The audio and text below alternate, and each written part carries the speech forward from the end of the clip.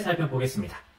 자, 그럼 우리 첫 번째 필수 요소인 어려운 문제와 질문부터 한번 살펴보도록 하겠습니다. PBL은요, 학생들의 삶과 관련된 비구조화된 문제 또는 질문으로 수업을 시작하고요.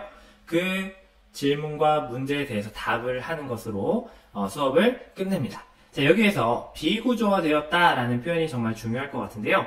자, 비구조화되었다는 것은 딱 정해진 답이 없다라는 것을 의미하죠. 우리가 구글 검색을 통해서 또는 교과서를 통해서 쉽게 찾을 수 있는 문제, 답을 찾을 수 있는 문제는요, PBL의 주제가 될 수 없습니다. 우리 실제 삶을 살펴보면 우리의 실제 삶은 정말 복잡하게 다양하게 연결되어 있습니다. 그래서 사람마다 또 상황에 따라서 다양한 답을 내릴 수 있게 되죠. 자, 이러한 문제, 이러한 정말 삶과 관련된 삶의 문제와 밀접한 그런 문제를 다루는 수업이라고 할 수 있고요. 자, 선생님은 맨 처음 수업을 시작하실 때 학생들에게 이런 질문과 문제를 던지십니다. 그러면 학생들은 학습의 목적을 부여하게 되고요. 자, 이렇게 학생들이 문제나 질문에 초점을 두면 학생들은 단지 기억하기 위해서 지식을 배우는 것이 아니고 사용하기 위한 지식을 배웁니다. 저는 처음 PBL을 공부할 때 이 사용하기 위한 지식이라는 표현을 보고 나서 오해를 했던 적이 있습니다.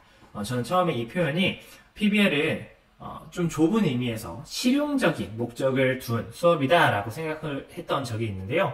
제가 계속해서 PBL을 실천하고 공부를 해보니까 그런 좁은 의미는 아닌 것 같습니다. 저는요, 사용하기 위한 지식을 이렇게 생각합니다. 예를 들어서 수학 수업이라면 학생들이 정말 수학자처럼 생각할 수 있도록 하는 것. 과학 수업이라면 정말 과학자처럼 생각할 수 있도록 만드는 것.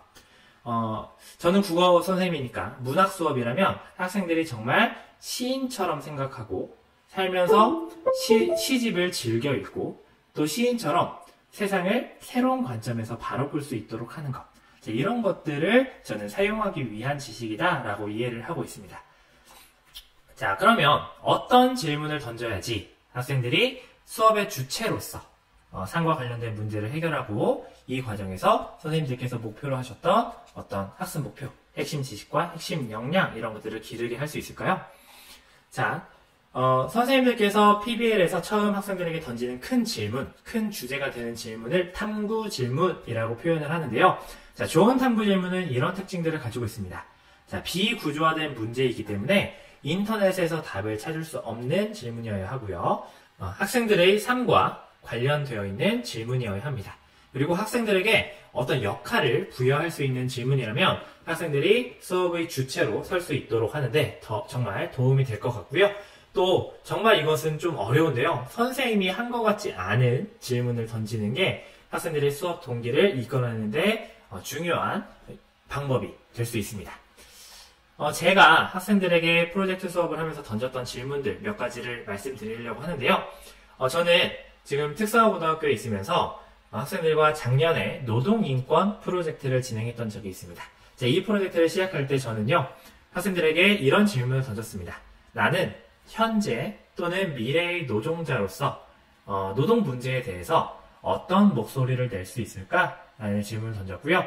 또 지금은요, 취업 보객이 프로젝트라는 것을 하고 있습니다. 학생들이 이제 2학년이 돼서 취업을 본격적으로 준비할 때가 됐거든요. 그래서 학생들에게 이런 질문을 던졌습니다. 어떻게 하면 기업 인사 담당자가 매력을 느낄 자소서와 면접을 준비할 수 있을까? 이런 질문을 던져보기도 했고요. 자, 이 플라스틱 제로 프로젝트는 제가 프로젝트 수업을 공부하고 본격적으로 프로젝트 수업을 실천한 가장 첫 번째 프로젝트입니다. 이 프로젝트를 할 때에는 이런 질문을 던졌습니다. 우리가 환경운동가라면 어떻게 우리 학교의 플라스틱 쓰레기 문제를 해결할 수 있을까? 라는 질문을 던졌어요. 자, 아까 좋은 탐구 질문의 특징 살펴봤었죠? 인터넷에서 답을 찾을 수 없는 질문들입니다. 그렇죠? 자, 그리고 학생들의 삶과 밀접하게 관련되어 있는 질문이죠. 또 학생들에게 역할을 부여하는 질문이기도 합니다. 노동인권 프로젝트에서 학생들은 현재 또는 미래의 노동자라는 역할을 맡게 되고요. 플라스틱 제로 프로젝트에서는 환경운동가라는 역할을 맡게 되죠. 그리고 취업보객기 프로젝트에서는 취준생의 역할을 맡게 됩니다.